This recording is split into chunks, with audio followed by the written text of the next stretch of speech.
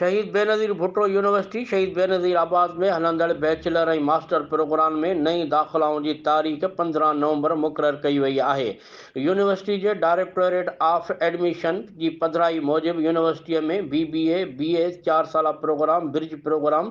MBA MS ऐं MPhil programme में हलंदड़ नई दाख़िला बराए साल 2024 में दाख़िला वठण जे लाइ 15 नवंबर 2023 मुक़ररु कई वई आहे, जॾहिं त computer based pre entry test जो इनेकाद मरहलेवार कैंपस लांडी नवाबशाह में 24, 25, 26 नवंबर, सांगड़ कैंपस में 1 डिसंबर ते ऐं नौशरो फिरोज़ कैंपस में 3 डिसंबर ते कयो वेंदो।